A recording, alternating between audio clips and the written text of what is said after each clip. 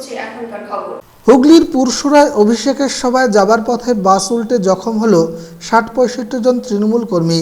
তৃণমূল সূত্রে জানা যায়, এদিন সকালে বাঁশবেড়িয়া পৌরসভার ১৫, ১৬, ১৭ এবং ২১ নম্বর ওয়ার্ডের তৃণমূল যুব কংগ্রেসের কর্মী সমর্থকরা ৪টে বাস নিয়ে পুরসুরাতে অভিষেকের সভায় যাচ্ছিল। পথে পোলবা থানার অন্তর্গত দিল্লি রোডে ময়ূরমহলের কাছে একটি লরিকে ওভারটেক করতে গিয়ে নিয়ন্ত্রণ হারিয়ে উল্টে যায়। ফলে বাসের মধ্যে থাকা সকলেই আটকে পড়ে। পরে চিৎকার চেঁচামেচিতে আশপাশের লোকজন ছুটে এসে উদ্ধার কার্যে নামেন। সকলকে বাস থেকে বের করে চুঁচুড়া ইমামবাড়া সদর হাসপাতালে পাঠান। তাদের চিকিৎসা চলছে। আমরা ময়ূরমহল পার করেছি, পার করার পরই ৪টে বাস নিয়ে আমরা পুরসুরা যাচ্ছিলাম। বাঁশবেড়িয়া শহর তৃণমূল যুব কংগ্রেসের পক্ষ থেকে আমরা ১৫ নম্বর, ২১ নম্বর, ১৬ নম্বর, ১৭ নম্বর এই ৪টে ওয়ার্ডের ৪টে বাসের সমস্ত কর্মীদের নিয়ে যাচ্ছিলাম। 12:30 নাগাদ আমরা তখন পার করেছি ময়ূরমহলটা। পার করার পরই বাসটা হঠাৎ করে স্টিয়ারিং কোনো কারণে ফেল হয়েছে। বাসটা নৌকার মতো দুলতে দুলতে বাসটার সঙ্গে সঙ্গে পাল্টে খেয়ে গেল। আমাদের বাসে ৭০ জন ছিল, ৭০ জনের মধ্যে প্রায় 90% লোক ইনজিওর হয়েছে। আমিও সেই বাসে উপস্থিত ছিলাম। সবাইকে রেস্কিউ করেছে রাজহাটের লোক এবং আদিসপ্তগ্রামের লোক। তারা সুন্দরভাবে সমস্ত লোককে রেস্কিউ করেছে। একটা বাস উল্টে গেছে ৪টে বাসের মধ্যে। না, সেই মুহূর্তে কিছু হয়নি, সেই মুহূর্তে কিছু হয়নি। সবাইকে রেস্কিউ করা হয়েছে। ওখানকার লোক সহযোগিতা করেছে ভীষণভাবে। পুরো গ্রামবাসীরা ছুটে চলে এসছে। বাসে ৭০ জন মতন ছিল। হ্যাঁ, মোটামুটি সবাই ইনজিওর হয়েছে। একদম উল্টে গেছে, রাস্তার উপরে পড়ে গেছে, নিয়ন্ত্রণ হারিয়ে গেছে। বাস নিয়ন্ত্রণ হারিয়েছে। একটা ওভারটেক করার পরে নিয়ন্ত্রণ হারিয়ে গেছে। আমরা বাঁশবেড়িয়া শহর তৃণমূল যুব কংগ্রেসের পক্ষ থেকে বেরোচ্ছি। Bureau report, NNTV Bangla, Hooghly. ট্রেনের সামনে ঝাঁপ দিয়ে আত্মহত্যার চেষ্টা করলো এক নাবালিকা। ঘটনাটি ঘটেছে হাওড়ার খড়গপুর শাখার কুলগাছিয়া স্টেশনের কাছে। পারিবারিক বিবাদের জেরেই ওই নাবালিকা ট্রেনের সামনে ঝাঁপ দিয়ে আত্মহত্যার চেষ্টা করে বলে সূত্রের খবর। ট্রেন থামিয়ে প্রাণ বাঁচালো লোকাল ট্রেনের চালক এবং ট্রেনের যাত্রীরা। নিশ্চিত মৃত্যুর হাত থেকে প্রাণ বাঁচিয়ে ওই নাবালিকাকে তুলে দেওয়া হয় উলুবেড়িয়া RPF থানার পুলিশের হাতে।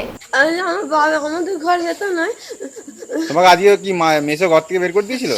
এই যে ঘর থেকে বার করে পাঁকে চুপেছে, আর আমি ছুটে গাড়ি যাচ্ছে, এবার আমি গাড়িতে সুমুখে দাঁড়িয়ে বলছি, গাড়িটা আবার দাঁড় করে দিয়ে তারপর ওই ট্রেন থামিয়ে তোমাকে উদ্ধার করলো নাকি? ট্রেন সাথে একটা লোক নিয়ে গাড়িতে তুলে নেয়। আমি ঘর যাবো নিচে, ঘর যাবো, ঘর গেলে আমাকে ফের মারবে, মেরে ফেলবে। তাহলে মেরে ফেললে আমি একাই ইয়ে করে দেবো। আমার বাবা। কে উদ্ধার করছে, ওর ড্রাইভার দিল আমাকে হাতে যে স্যার নিয়ে যাবেন, এই জিনিসটা হয়েছে। কিভাবে ছিল? ও সুসাইড করার জন্য সামনে গাড়ির সামনে চলে এসেছে। কোথায়, কোন জায়গাটায়? ওটা কুলগাছে আর বিসিপুর। তারপর ডাউন। আপনারা ওকে কিভাবে উদ্ধার করলেন? আমাকে হাতে দিলে বললো কি এইভাবে তাকে নিয়ে যাবেন একটু। Bureau report, NNTV Bangla, Howrah. কালনায় মধুচক্রকাণ্ডে ৮ জনকে গ্রেপ্তার করল পুলিশ। গোপন সূত্রে খবর পেয়ে কালনার বেশ কয়েকটি হোটেলে তল্লাশি চালায় পুলিশ। তখনই গ্রেপ্তার করা হয় ওই ৮ জন। বেশ কিছু দিন ধরেই মধুচক্রের খবর পেয়েছিল পুলিশ। শুরু হয়েছে তদন্ত। এই চক্রের শিকড় পর্যন্ত পৌঁছানোর জন্য জোর কদমে তদন্ত শুরু করেছে পুলিশ। কালনা থেকে শ্রাবণী ঘোষ সিং এর রিপোর্ট, NNTV বাংলা। বৃহস্পতিবার কালনায় এলেন বিজেপি সভাপতি দিলীপ ঘোষ এবং নেত্রী লকেট চট্টোপাধ্যায়। আগের দিন কালনায় বিজেপি কর্মী সমর্থকরা প্রচারে বেরিয়েছিলেন এই জনসভার জন্য।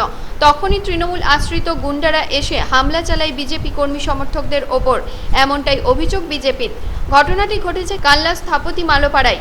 এই ঘটনায় আহত হয়েছেন 5 জন। ঘটনায় কালনা থানায় অভিযোগও দায়ের করা হয়। এর তদন্ত শুরু করেছে পুলিশ।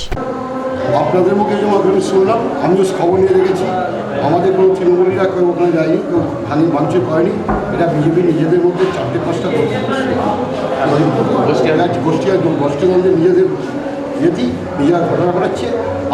আমাদের তৃণমূলীরা এইভাবে রাজনীতি আমরা ভাঙচুর করে, মস্তানি করে বা জোরজবস্তি করে বিজেপিকে মেরে মারধর করে আমরা রাজনীতি করি না, আর করতে আমরা ইচ্ছুক করি। এটা বিজেপি নিজেদের গোষ্ঠীতন্ত্রের জন্য এই পরিস্থিতি হয়েছে। এটা তৃণমূলের উপর চাপাচ্ছে, কারণ ওদের তো কোনো সংগঠন নেই। আর তৃণমূল যাদের সংগঠনটা বাড়ে, নিজেদের মারপিট না খেয়ে নিজেদের মধ্যে মারপিট করে তার সংগঠন বাড়াবার চেষ্টা। কালনা থেকে শ্রাবণী ঘোষ সিং এর রিপোর্ট, NNTV বাংলা। বর্ধমানের কালনা মন্তেশ্বর মহকুমা হাসপাতালের পর এবার হুগলি চন্দননগর মহকুমা হাসপাতালেও উঠে আসলো একই ছবি। রোগীরা লাইন দিয়ে দাঁড়িয়ে থাকলেও ডাক্তার নেই ওয়ার্ডে, ব্লাড ব্যাংকে ডাক্তার নেই, প্যাথোলজি সেন্টারে নেই টেকনিশিয়ান, বন্ধ রয়েছে একাধিক পরিষেবা। স্বাভাবিকভাবেই দুর্ভোগের শিকার হতে হচ্ছে রোগীদের। এমতাবস্থায় দূর দূরান্ত থেকে রোগীরা এসে ভিড় জমালেও ফিরে যেতে হচ্ছে খালি হাতেই চিকিৎসা না পেয়ে। একটা বেড থাকলে সুবিধা হতো, ডাক্তার কম আছে এখানে, ডাক্তার একাধিক ডাক্তার থাকলে সুবিধা হতো, প্রচুর বড় লাইন।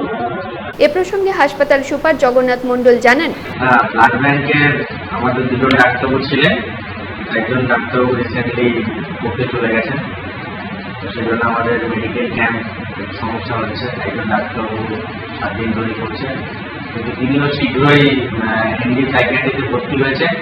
তাকে আগস্ট মাসে হয়তো তিনি পারমিশন পেয়ে যাবেন স্বাস্থ্য ভবনে, সেই সময় উনি চলে গেলেন। আমাদের ব্লাড ব্যাংক কিছু সম্ভাবনা আছে, আমরা পরিষেবা চারা থেকে দেওয়াতে হবে। উদ্যোগন কর্তৃপক্ষকে আমি এই ব্যাপারটা জানিয়েছি, আশা করা যায় খুব শীঘ্রই এই সমস্যার সমাধান হবে। আমার ক্ষেত্রে হসপিটালে পরিষেবা প্রোটোকল গভর্নমেন্ট নর্মস অনুসারে যা যা আছে ঠিক আছে। প্যাথোলজির ক্ষেত্রে আমাদের টেকনিশিয়ান একটু কম আছে, সেটাও স্যারকে জানানো আছে উদ্যোগন কর্তৃপক্ষকে। রিসেন্টলি একটা অর্ডারও বেরিয়েছে, একজন প্যাথোলজি টেকনিশিয়ান খুব শীঘ্রই জয়েন করবে। Bureau report, NNTV Bangla, Hooghly. সংবাদ আমাদের জীবনের প্রতিফলন। ছন্দপতনের খবর সাংবাদিকরা বেশি করে রাখে। আজ জেলা তথ্য সংস্কৃতি দপ্তরের উদ্যোগে চুঁচুড়ার গতিধারা সভাগৃহে সাংবাদিকতার কর্মশিবিরে প্রবীণ সাংবাদিক বিশ্বজিৎ মতিলাল ঠিক এই কথাগুলিই বললেন। এদিনের কর্মশিবিরে সংবাদপত্রের সম্পাদনা বিষয়ে তিনি তথ্যগুলি সাবলীলভাবে বুঝিয়ে বলেন। তার কিছুটা চর্মিত চর্ম লেখা হয়, সেটা আমাদের দরকার নেই। আজকে আমি আনন্দবাজার পড়ি, কিন্তু আমি আরামবাগ টাইমস পড়বো আমার আরামবাগের খবর জানার জন্য। তো সেই হিসেবে আপনারা ঠিক পথেই চলেছেন। এবং আমি আবার একবার মনে করিয়ে দেবো যে আপনারা যে স্থানীয় কাগজগুলি বার করেন, সেখানে কিন্তু স্থানীয় সংবাদের প্রতিফলন হওয়া দরকার। তার কারণ আমি আগে জানতে চাই আমার দুয়ারে কি হচ্ছে, আমার ঘরের বাইরে কি হচ্ছে, তারপর আমার শহরে কি হচ্ছে, তারপর আমার বাকি পৃথিবী। জেলার প্রায় 40 জন সাংবাদিক এই শিবিরে অংশগ্রহণ করেছিলেন। তথ্য দপ্তরের আধিকারিক অরিন্দম মণ্ডল, সাংবাদিক দেবাশিস ভট্টাচার্য, অতিরিক্ত জেলাশাসক প্রদীপ আচার্য, সহ সভাধিপতি চামেলি মুর্মু প্রমুখ উপস্থিত ছিলেন এই শিবিরে। Bureau report, NNTV Bangla, Hooghly. Kalna মহকুমা হাসপাতালে মৎস্য দপ্তরে দেওয়া বিভিন্ন রকমের মাছ ছাড়ল হাসপাতালের পুকুরে। প্রায় 30 কেজি চারা মাছ ছাড়া হয় এদিন। রুই, কাতলা, মৃগেল, চিতল, মাগুর, শিঙি সহ বেশ কিছু প্রজাতির মাছ ছিল এখানে। এছাড়াও হাসপাতাল সুপার কৃষ্ণচন্দ্র বড়াই বলেন, হাসপাতাল চত্বরে যে সমস্ত জায়গা পড়ে রয়েছে সেসব জায়গায় হাসপাতালের রোগীদের জন্য ফল এবং সবজিও লাগানো হবে। উপস্থিত ছিলেন হাসপাতাল সুপার কৃষ্ণচন্দ্র বড়াই, কালনা মহকুমা শাসক নিতিন সিংহানিয়া, কালনা 1 নম্বর পঞ্চায়েত সমিতি সভাপতি শ্রাবণী পাল সহ বিশিষ্ট ব্যক্তিরা। প্রথমে আমি মৎস্য দপ্তরকে এবং কালনা 1 পঞ্চায়েত সমিতিকে এবং আমাদের হসপিটাল কর্তৃপক্ষকে ধন্যবাদ জানাচ্ছি। এই উদ্যোগ খুবই ভালো এবং মাননীয় মুখ্যমন্ত্রী এবং মৎস্য দপ্তরের যে প্রচেষ্টায় যে আমাদের 15 দিনের মাছ চাষ প্রসার প্রকল্প চলছে, তার মাধ্যমে কাজ করা হয়েছে। আমি আশা করছি এই মাছ চাষ আমরা চেষ্টা করছি এখানে বিভিন্ন গোষ্ঠীকে ইনভলভ করে, মাছ স্বয়ম্বর গোষ্ঠীকে ইনভলভ করে মাছ চাষ এখানে কন্টিনিউ করব এবং তার সঙ্গে আরও জায়গা আছে হাসপাতালে। এই জায়গাগুলোকে 100 দিনের কাজের মাধ্যমে প্ল্যান্টেশন স্কিম ধরে এখানে বিভিন্ন ফলের গাছ করিয়ে এবং কিচেন গার্ডেন করিয়ে যদি রোগীকে আমরা আমাদের মেডিসিন এবং মেডিকেল পরিষেবার সাথে সাথে এই মাছ এবং ফ্রেশ ফ্রুটস এবং আমাদের অর্চার্ডসের মাধ্যমে বা ভেজিটেবলস আমরা দিতে পারি, তার জন্য একটা প্রচেষ্টা নেওয়া হচ্ছে। কালনা থেকে শ্রাবণী ঘোষ সিং এর রিপোর্ট, এনএনটিভি বাংলা। রেল লাইনে বসে অসতর্কভাবে গল্প করার মাসুল দিল 2 ভাই। ঘটনাটি ঘটেছে কালনা রংপাড়া রেলগেটের কাছে। স্থানীয় সূত্রে খবর, এদিন শ্রাদ্ধের অনুষ্ঠান শেষে রেল লাইনে বসে গল্প করছিল মঙ্গল মান্ডি এবং তাপস মান্ডি নামে বছর 35-এর যুবকরা। সম্পর্কে খুড়তুতো এই 2 ভাই অনেকদিন পরে মিলিত হয় রেল লাইনের উপর বসেই গল্পে মশগুল হয়ে পড়ে। ঠিক তখনই ব্যান্ডেল কাটোয়া ডাউন লোকাল তাদের ধাক্কা মারে। এই ঘটনায় শোকের ছায়া নেমে এসেছে গোটা এলাকায়। কালকে যে বাবা তো মারা গিয়েছিলেন, বাবা মারা যাওয়ার পরে টাকার আছে আমাদের বাবা সরকার করার জন্য এসেছিলেন আমাদের বাড়িতে। তারপর আমাদের বাবা সরকার নিয়ে ব্যস্ত ছিলাম, কী করতে হবে আমাদের অনেক নিয়ম কারণ। তারপরে আমার ওই দুটো ভাই দাদা আমাদেরই সব মানে ছিল। ভাত খাওয়া দাওয়ার পর একটা আমাদের পিসাব করতে হয়, পিসাব খাওয়া দাওয়ার পরে কিছুক্ষণ পরে ভাই দুটো দেখতে পাইনি, ভাই করতে গেল না কি খাওয়া দাওয়া করলাম, সব খবর পেলাম যে এরকম বুঝলাম ভাই মানে ছাদে বাড়ি এসেছিলাম। তারপরে খাওয়া দাওয়া করে কীভাবে যে ওরা ওইখানে গিয়ে লাইন ধারে গিয়ে গল্প করছে, দিয়ে তারপরে গাড়িতে অ্যাক্সিডেন্ট হয়ে গেল। লাইনে বসেছিল? লাইনে কেন বসেছিল? লাইনে বিক্রি খাচ্ছে হয়েছে, গল্প করছে। শ্রাবণী ঘোষের রিপোর্ট, NNTV বাংলা, কালনা। কালনা বৈদ্যপুর মোড় দুর্গাপূজা কমিটি এবং রামেশ্বরপুর যুবশক্তির যৌথ উদ্যোগে অনুষ্ঠিত হলো এক রক্তদান শিবির। মূলত 21শে জুলাই শহীদ দিবসের স্মরণেই এই শিবির আয়োজিত হয়। মুমূর্ষু রোগীদের সাহায্যার্থে এই শিবির থেকে প্রয়োজনীয় রক্ত দিতে সক্ষম বলে জানিয়ে দিয়েছেন উদ্যোক্তাদের একাংশ। এদিনের শিবিরে সর্বধর্ম নির্বিশেষে মানুষ রক্তদান করেন। এই শিবির থেকে সাম্প্রদায়িকতাকে দূরে সরিয়ে রেখে ভ্রাতৃত্বের মেলবন্ধন গড়ে তোলার বার্তা দেওয়া হয়। Bureau report. যে আমাদের রক্তের যেমন কোনো ভেদাভেদ নেই, কোন মানুষকে আমরা কে কখন রক্ত নিচ্ছি, রক্তের প্রয়োজনে যখন রক্তদান বা রক্ত দেওয়া হয় তখন কিন্তু জানা যায় না যে এই রক্তটা হিন্দুদের না মুসলমানদের, খ্রিস্টানদের না জৈনদের, এটা যেমন বোঝা যায় না। সেই বাতাবরণটা এখানে দেওয়া হলো যে রক্তের যেমন কোনো গ্রুপ শুধু আছে, রক্তের যেমন কোনো জাত নেই, ঠিক অনুরূপভাবে মানুষেরও কিন্তু কোনো জাত নেই, আমরা সবাই এক বর্ণের মানুষ। রিসেন্টলি বসিরহাট থেকেও ইনফরমেশন এসেছে ওখানে অনেক সময় রক্তদান শিবির হয়নি বা যে দাঙ্গা হয়েছিল বা সেই সময়ে রক্তদান করা যায়নি, তার জন্য হয়তো কিছুটা যোগানের চাহিদা হয়তো ঘটেছে সেখানে, এবং তার জন্য যদি সেখান থেকে হাসপাতাল থেকে নিয়ম মতো আমাদের কাছে আসে আমরা রক্ত দেওয়ার জন্য প্রস্তুত, এখান থেকে আমাদের আছে রক্ত, সেক্ষেত্রে আমরা সেটা পাঠাতে পারি। ওখান থেকে ইনফরমেশন এসছে, অফিসিয়ালি যদি আসে আমরা এখান থেকে দেওয়ার জন্য প্রস্তুত আছি, মানে রক্ত সেখানেও কাজে লাগুক।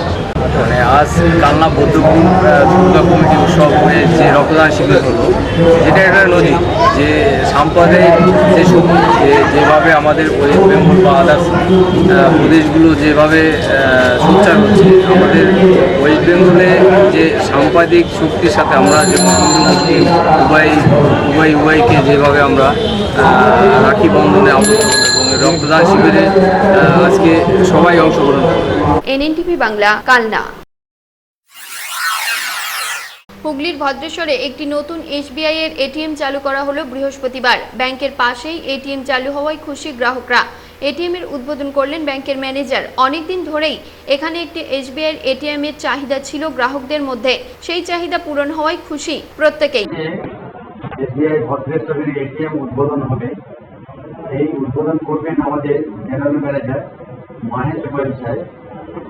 এই ATMটা আমরা যদি আমাদের গ্রাহকদের জন্য খুব উপকারে লাগবে। আমাদের এখানে একটি ATM খুব দরকার ছিল।